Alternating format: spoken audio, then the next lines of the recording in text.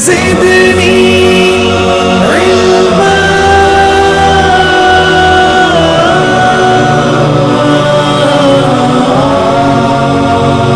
رب زدني علما.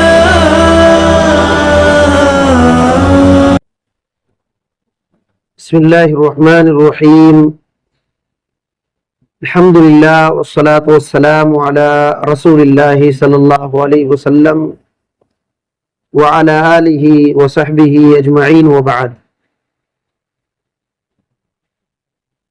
دیکھیے، اللہ کے فضل و کرم سے ہم لوگ ہر جمعہ فجر کے بعد ایک کتاب سن رہے ہیں، پڑھ رہے ہیں، شرح السنہ امام بربہاری رحمۃ اللہ علیہ کی کتاب.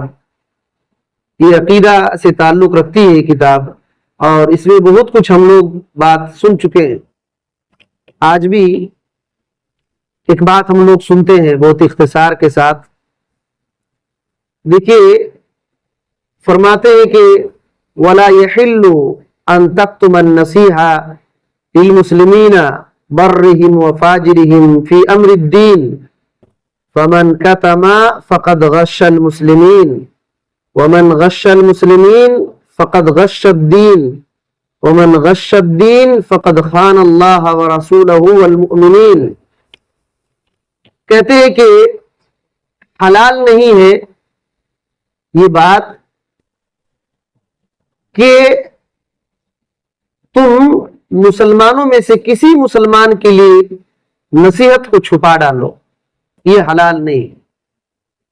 کسی بھی مسلمان کے لیے نصیحت کو چھپا لینا یہ حلال نہیں ہے، چاہے مسلمانوں میں سے نیک آدمی کے لیے ہو یا فاجر آدمی کے لیے.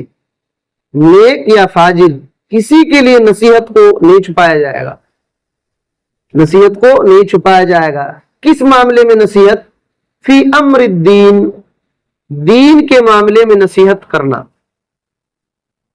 دین کے معاملے میں کسی بھی مسلمان کے لیے نصیحت کو نہیں چھپایا جائے گا، یہ حلال نہیں ہے. آگے فرماتے ہیں فمن کتما، جس آدمی نے نصیحت کو چھپا لیا، فقد غش المسلمین، اس نے کیا کیا؟ مسلمانوں کو دھوکا دیا. جس نے نصیحت کو چھپا دیا اس نے مسلمانوں کو دھوکا دیا. ومن غش المسلمین فقد غش الدین، جس نے مسلمانوں کو دھوکا دیا اس نے دین میں دھوکا دیا، دین کا دھوکا بازی کیا. جس نے مسلمانوں کو دھوکا دیا اس نے دین کا دھوکا بازی کیا. ومن غش الدین، اور جس آدمی نے دین میں دھوکا بازی کیا، فقد خان اللہ ورسولہ والمؤمنین، اس نے اللہ اور اس کے رسول اور مومنوں کے ساتھ خیانت کیا. یہ پوری بات ہے، بہت بہت اہم بات ہے. کیا کہا کہ دیکھیے، حلال نہیں ہے کہ مسلمان کے لیے نصیحت کو چھپائے، چاہے مسلمان نیک ہو یا فاجر گناہگار ہو.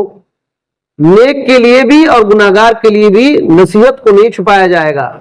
دین کے معاملے میں جس آدمی نے نصیحت کو چھپا لیا اس نے مسلمانوں کو دھوکا دیا، اور جس نے مسلمانوں کو دھوکا دیا اس نے دین میں دھوکا بازی کیا. اور جس آدمی نے دین میں دھوکا بازی کیا اس نے اللہ کو بھی اور رسول اللہ صلی اللہ علیہ وسلم اور مومنوں کے ساتھ خیانت کیا. یہ اصول ہے، یہ اصول ہے. اچھا، اس بات کو تھوڑا اور وضاحت کر کے دیکھتے ہیں. شیخ صالح الفوزان حفظہ اللہ اس کی وضاحت فرماتے ہیں. نصیحت کس کو کہتے ہیں؟ ہم لوگ کہتے ہیں نا نصیحت کرو، نصیحت کرو، کسی کو سمجھائیں گے، بجھائیں گے، یہ نصیحت کہتے ہیں نا. تو کہتے ہیں النصیحہ ہی الخلوص من الغش، کہتے ہیں کہ نصیحت کہتے ہیں ان باتوں کو جس میں دھوکا نہ ہو. بات سمجھ آ رہی ہے؟ یہ بات دماغ میں رکھ لیجئے. بہت سارے لوگ دین کی بات کرتے ہیں، دوسرے کو سمجھاتے ہیں، لیکن وہ ان کا وہ مقصد نہیں ہوتا ہے, دوسرا کچھ مقصد ہوتا ہے. یاد رکھیے وہ نصیحت نہیں ہے. بہت سارے لوگ دین کی بات کرتے ہیں کہ نہیں کرتے, دین کی بات کرتے ہیں, دوسرے کو تہجد پڑھنے کے لیے کہتے ہیں, یہ کرنے کے لیے وہ کرنے کے لیے کہتے ہیں, لیکن دھوکہ باز نکلتے کہ نہیں نکلتے. وہ اصل میں وہ نصیحت نہیں ہے, وہ نصیحت نہیں ہے. نصیحت انہی باتوں کو کہتے ہیں کہ بولنے والا اس کو دھوکہ نہیں دے رہا ہے, بولنے والا اس کو دھوکہ نہیں دیتا ہے. اور ناصح کہتے ہیں کہ وہ آدمی جو خالص اللہ کے لیے کسی دوسرے آدمی کو سمجھا رہا ہے, کچھ نیک بات بول رہا ہے, تو کہتے ہیں فالمومن یجب ان یکون ناصحا, مومن کو چاہیے کہ وہ نصیحت کرنے والا بنے. نصیحت کرنے والا کب بنے گا؟ شیخ صالح الفوزان حفظہ اللہ کہتے ہیں خالصا من النفاق وخالصا من الغش وخالصا من الخدیعہ. کہتے ہیں کہ وہ نفاق سے پیور ہو, اس کے اندر نفاق نہ ہو, نفاق نہ ہو, اور دھوکے بازی سے بچا ہوا ہو, اور اسی طریقے سے کسی کو دھوکا فریب میں پڑھنے سے, فریب میں ڈالنے سے وہ بچا ہوا ہو. یکون ظاہرہ و باطنہ سوا فی الصدق. کہتے ہیں اس کا اندر اور باہر سچائی میں دونوں برابر ہونا چاہیے. نصیحت کرنے والا اسی کو کہتے ہیں. آج نصیحت کرنے والے بہت سارے ملیں گے, ان پتا چلے گا کہ بڑا دھوکے باز آدمی ہے, بڑا دھوکہ باز آدمی ہے, اور دین کے نام پر لوگوں کو دھوکہ دیتا ہے. ایک حدیث ہے, نبی صلی اللہ علیہ وسلم نے کہا الدین النصیحہ, دین نصیحت کا نام ہے, نصیحت کا نام ہے دین. النصیحت ہی الدین. شیخ صالح الفوزان حفظہ اللہ کہتے ہیں کہ دیکھو نصیحت ہی دین ہے, نصیحت ہی دین ہے. کیوں؟ اللہ کے نبی صلی اللہ علیہ وسلم نے کہا الدین النصیحہ, الدین النصیحہ, دین نصیحت کا نام ہے. صحابہ کرام نے پوچھا اے اللہ کے رسول صلی اللہ علیہ وسلم کس کے لیے نصیحت؟ تو آپ صلی اللہ علیہ وسلم نے کہا کہ للہ ولکتابہ ولائمۃ المسلمین وعامتہ. نصیحت اللہ کے لیے, اللہ کی کتاب کے لیے, اور مسلمانوں کے جو خلیفہ ہیں اس کے لیے, اور عام مسلمانوں کے لیے نصیحت ہے دین. تو یہ بات ہے کہ دین نصیحت ہے کس کے لیے؟ اللہ کے لیے, اللہ کی کتاب کے لیے, مسلمانوں کے خلیفہ جو حاکم ہوتے ہیں اس کے لیے, اور عام پبلک مسلمانوں کے لیے یہ دین نصیحت ہے. اس کا کیا مطلب ہے؟ تو کہتے ہیں شیخ صالح الفوزان حفظہ اللہ, ایک انسان کو تمام بری اخلاق سے بچا ہوا رہنا چاہیے. ایک انسان کو برے اخلاق سے بچا ہوا رہنا چاہیے اور بہترین اخلاق والا بننا چاہیے. اور فرماتے ہیں فالرجل الناس هو الذي ليس عنده غش, کہ نصیحت کرنے والا وہ آدمی ہے جو دھوکہ بازی اس کے اندر نہ ہو. لأحد, کسی کے لیے دھوکہ بازی نہیں کرتا ہے. اور کہتے ہیں کہ دین اسی طریقے سے نصیحت کا نام جو ہے, کہتے ہیں کہ ایک اللہ کے لیے, رسول کے لیے نصیحت کیا ہے؟ عقیدے میں پیور ہو. اللہ اور اس کے رسول کے لیے نصیحت دین کا نام ہے, تو کہتے ہیں وہ عقیدے میں پیور ہو. کہتے ہیں فلا یکون الانسان مسلما الا اذا کان عقیدته سلیما وخالیا من الشرک. ایک آدمی انسان مسلمان اس وقت تک نہیں ہو سکتا ہے جب تک کہ اس کا عقیدہ صحیح سلامت نہ ہو, شرک سے وہ بچا ہوا نہ ہو. شرک سے بچا ہوا ہے تو وہ مسلمان ہے, اور بدعت سے بچا ہوا ہے تو وہ آدمی پکا سچا مسلمان ہے. اور نبی صلی اللہ علیہ وسلم کی اتباع کرنے والا ہو, تب وہ اللہ اور اس کے رسول کے لیے نصیحت ہے. کہتے ہیں کہ رسول کے لیے نصیحت کیا ہے؟ کہتے ہیں کہ رسول پر ایمان لائے, رسول صلی اللہ علیہ وسلم سے محبت کرے, ان کی عزت کرے, احترام کرے, اور آپ کی اتباع کرے, آپ کی بات کو آگے رکھے, ہر آدمی کے باتوں پر آگے آپ کی بات کو رکھے. یہ ہے نصیحت رسول اللہ صلی اللہ علیہ وسلم کے لیے. تو یہ بات ہے. اور کہتے ہیں کہ بدعت کو چھوڑ دے وہ, اور آپ صلی اللہ علیہ وسلم نے جن باتوں سے بھی روکا ہے سب کو چھوڑ دے.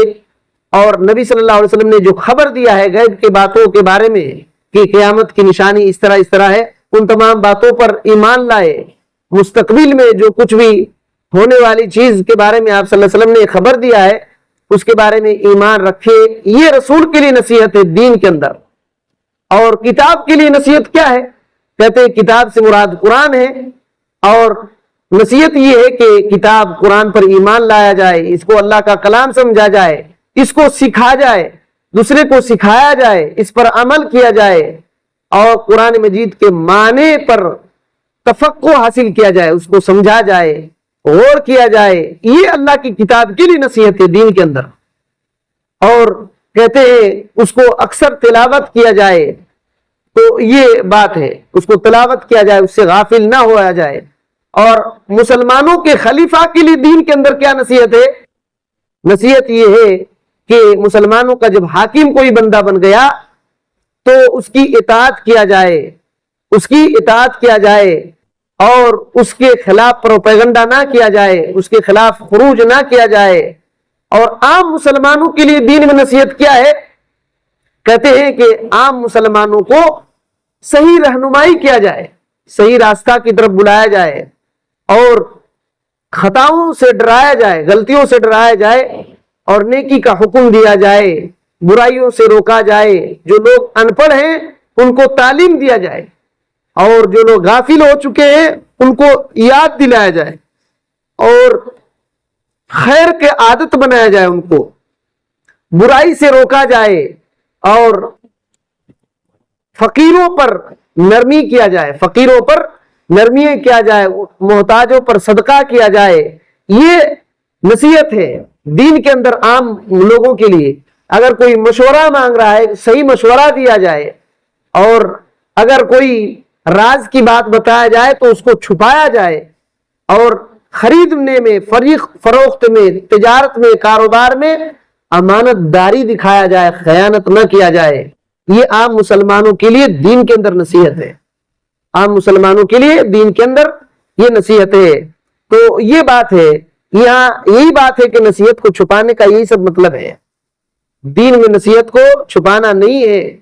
عام مسلمانوں کے لیے جس لائن پر ہے اس لائن میں پکا سچا رہا جائے، دھوکہ نہ دیا جائے، دھوکہ نہ دیا جائے۔ جو آدمی دھوکہ دیتا ہے مسلمانوں کو، اس نے دین کے اندر دھوکہ بازی کیا، اور جس نے دین کے اندر دھوکہ بازی کیا اس نے اللہ اور اس کے رسول اور مومنوں کے ساتھ خیانت کیا، اس نے مومنوں کے ساتھ خیانت کیا۔ تو یہ بات ہے۔ اور یاد رکھیے جب نصیحت کو نہیں چھپائیں گے، اور نصیحت جو کرنے کا جس طریقے سے طریقہ ہے اس طریقے سے کریں گے، تو ملک اور گاؤں محلہ کی اصلاح ہوگی، اور خود مسلمانوں میں اصلاح ہوگی، اور اسلام کی دعوت پھیلے گی۔ اب سوچئے ایک آدمی دوسرے کو دھوکہ بازی دیتا رہتا ہے، اور جب بات معلوم ہو جائے گی تو اس کی باتوں پر اثر ہوگا؟ نہیں اثر ہوتا ہے۔ دوسرے لوگ کہیں گے کہ ایسے ہی لوگ اسلام کو بدنام کرتے ہیں، ایسے باتیں آ جائیں گی، اور حقیقت میں ایسے لوگوں کی وجہ سے اسلام کی بڑی بدنامی ہوتی ہے، دعوت جو صحیح دعوت ہے وہ رک جاتی ہے، اور بڑا فتنہ ہوتا ہے۔ تو یہی بات ہے کہ جب صحیح نصیحت کیا جائے گا تو گاؤں محلے اور لوگوں کی اصلاح ہوگی۔ حضرت نوح علیہ السلام کے بارے میں اللہ تعالیٰ نے سورہ اعراف کی آیت نمبر 60 پر 2 میں کہا، وَأَنْصَحُ لَكُمْ وَأَعْلَمُ مِنَ اللَّهِ مَا لَا تَعْلَمُونَ۔ لوگوں میں تم لوگوں کو نصیحت کرتا ہوں، میں تم لوگوں کو نصیحت کرتا ہوں، اور میں وہ چیز جانتا ہوں اللہ تعالیٰ کی طرف سے جو تم لوگوں کو پتا نہیں ہے، اس وجہ سے میں تم لوگوں کو نصیحت کرتا ہوں۔ یہ حضرت نوح علیہ السلام نے لوگوں سے کہا تھا۔ اسی طریقے سے حضرت ہود علیہ السلام نے کہا تھا سورہ اعراف ہی میں، سورہ اعراف جو 7 نمبر کی سورہ ہے اس کی آیت نمبر 60 پر 8 میں یہ آیت ہے کہ وَأَنَا لَكُمْ نَاصِحٌ أَمِينٌ، میں تم لوگوں کے لیے نصیحت کرنے والا اور امانت دار ہوں۔ دیکھیے نصیحت کرنے والا امانت دار ہوتا ہے۔ اگر آدمی نصیحت کرنے والا ہے اور امانت دار نہیں ہے، وہ کس بات کا نصیحت کرے گا؟ وہ کس بات کا نصیحت کرے گا؟ کیونکہ امانت خالی پیسہ پانی کا امانت نہیں ہے۔ اللہ تعالیٰ کہ جو دین ہے اس کی بھی امانت داری ہونی چاہیے. اللہ نے منع کیا جھوٹ بولنے سے اور دھوکہ دینے سے. تو یہ بات ہے. اور اسی طرح سے صالح علیہ السلام نے کہا, یہ بھی سورہ الاعراف میں یہ بات ہے 70 پر 9 نمبر کی آیت میں, وَنَصَحْتُ لَكُمْ وَلَكِنْ لَا تُحِبُّونَ النَّاصِحِينَ, میں تو تم لوگوں کو نصیحت کرتا ہوں لیکن اے میری قوم کے لوگوں, تم لوگ نصیحت کرنے والے لوگوں کو پسند ہی نہیں کرتے ہو. نصیحت کرنے والے لوگوں کو پسند ہی نہیں کرتے ہو. تو نصیحت کا کیا مطلب ہے؟ شیخ صالح الفوزان حفظہ اللہ نے کیا کہا, نصیحت ایسی باتوں کو کہتے ہیں جس میں دھوکہ نہ ہو, جس میں دھوکہ نہ ہو. سامنے والے تو اگر کوئی دین کی بات بتا رہے ہیں اور اس میں اپنا مقصد چھپا ہوا ہے, وہ نصیحت نہیں ہے, وہ نصیحت نہیں ہے. تو نصیحت بالکل پیور ہونا چاہیے, اللہ کے لیے اخلاص کے ساتھ ہونا چاہیے, اس میں دھوکہ بازی نہیں ہونی چاہیے. تو یہ باتیں ہیں. اور ایک چھوٹی سی بات ہم لوگ سنتے ہیں, اس کے بعد انشاءاللہ آئندہ بات آئے گی. کہتے ہیں وَعْلَمْ أَنَّ الْبِشَارَ عِنْدَ الْمَوْتِ ثَلَاثُ بِشَارَاتٍ, تم جان لو, کہتے ہیں تم جان لو کہ موت کے وقت بشارت ہوتی ہے. موت کے وقت بشارت ہوتی ہے, وہ 3 بشارت ہوتی ہے. یقال, کہا جاتا ہے, یعنی فرشتے کہتے ہیں, ابشر حبیب اللہ, اے اللہ کے پیارے. جو مرنے والا ہے اس کو کہتے ہیں فرشتے, اے اللہ کے پیارے, میں خوشخبری سناتا ہوں اللہ کے راضی ہونے کے بارے میں اور جنت کے بارے میں, تم کو خوشخبری میں دیتا ہوں. اور فرشتے یا تو کہتے ہیں ابشر یا عدو اللہ بغضب اللہ والنار, کہتے ہیں کہ اے اللہ کے دشمن, اے اللہ کے دشمن, اللہ تعالیٰ کے غضب اور جہنم کی تم کو میں بشارت سناتا ہوں. یہ فرشتے کہتے ہیں.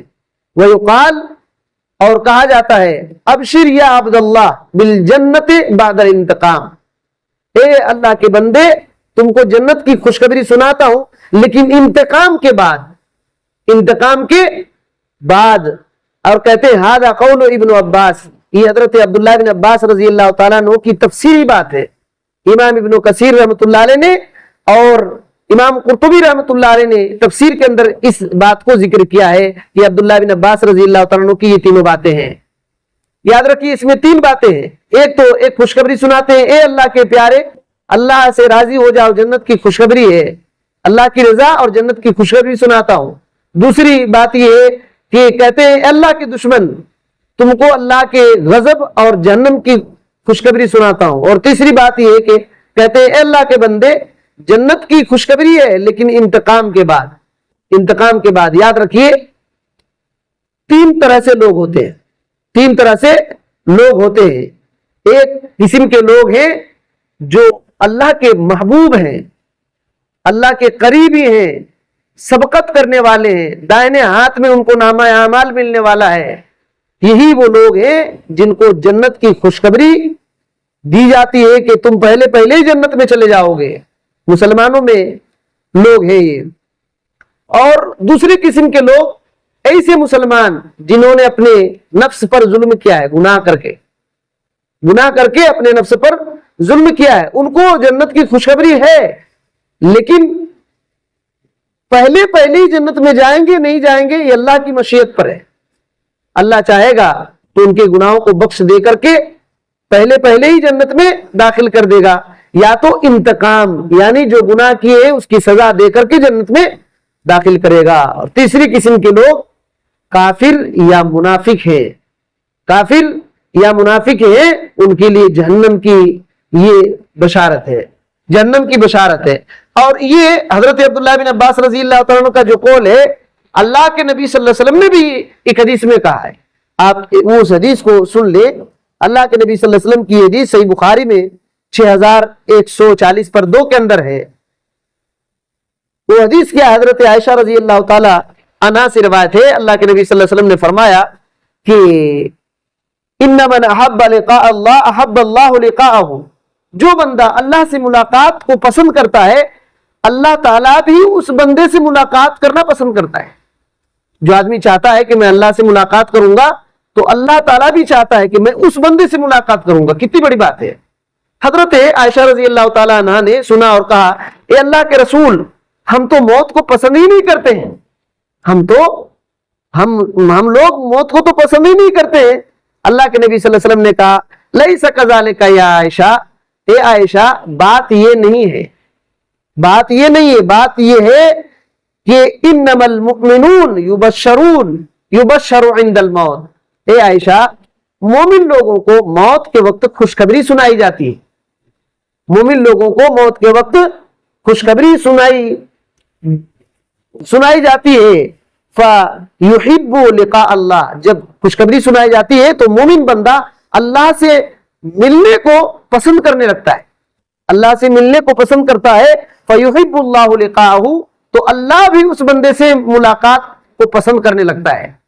اور کہتے ہیں والکافر، اور کافر کو بھی بشارت سنائی جاتی ہے جہنم کی، کہ مرنے والے ہو اس کے بعد تم جہنم میں جاؤ. موت کے وقت ہی یہ سنایا جاتا ہے. تو وہ اللہ تعالیٰ سے ملاقات کو پسند نہیں کرتا ہے، نفرت کرنے لگتا ہے. کیوں؟ جانتا ہے کہ اللہ سے اب ملوں گا تو عذاب دے گا، تو وہ پسند نہیں کرتے ہیں کہ اللہ سے ملیں گے. تب اللہ تعالیٰ بھی ایسے آدمی سے، کافر آدمی سے ملاقات کو نفرت کرتا ہے. اللہ تعالیٰ بھی ایسے آدمی سے ملاقات کو نفرت کرتا ہے. یہ بات اللہ کے نبی صلی اللہ علیہ وسلم نے کہا، بخاری کے اندر ہے. اور یہی بات قرآن مجید میں سورہ فصلت میں ہے، 30ویں آیت میں کہا اللہ تعالیٰ نے ان الذین قالوا ربنا اللہ ثم استقاموا تتنزل علیہم الملائکہ، جن لوگوں نے کہا کہ ہمارا رب اللہ ہے اور اسی پر ڈٹے رہے، مرتے دم تک قائم رہے، تو فرشتے موت کے وقت آتے ہیں ان کے پاس اور کیا کہتے ہیں؟ اللہ تخافوا، ڈرو مت، ڈرو مت، ولا تحزنوا، اور غم نہ کرو، گھبراؤ نہیں، وابشروا بالجنہ، جنت کی خوشخبری سن لو، جنت کی خوشخبری سن لو. التی کنتم توعدون، دنیا میں اسی چیز کا جو تم سے وعدہ کیا جاتا تھا، اس جنت کی بشارت اب سنا رہے ہیں.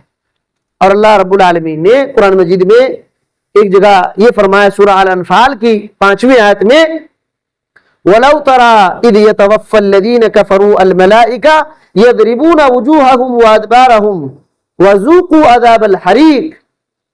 جب کافر آدمی مرتا ہے نا تو اللہ تعالیٰ نے کہا کہ وَلَوْ تَرَى، اگر تم دیکھ لو گے، جب کافروں کو فرشتے موت دیتے ہیں تو ان کے چہروں کو تھپڑ مارتے ہیں، ان کے چہروں پر تھپڑ مارتے ہیں، ان کے پیٹھ پر مارتے ہیں اور کہتے ہیں کہ جلانے والی عذاب چکھو، جلانے والی عذاب کا مزہ چکھو. یہ فرشتے مرتے ہی وقت ان کو شروع کر دیتے ہیں. تو یہ کچھ آیتیں ہیں. بہرحال یاد رکھیے یہ بشارت موت کے وقت ہوتی ہے.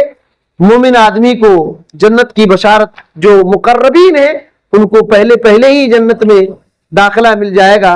اور جن لوگوں نے گناہ کیا ہے تو اللہ تعالیٰ کی مشیت، اللہ کی چاہت کے انڈر ہے، وہ اللہ چاہے گا تو تمام گناہ معاف کر کے پہلے ہی میں جنت میں داخل کر دے گا، یا تو اللہ تعالیٰ گناہوں کی سزا دے کر کے جنت میں جگہ دے گا.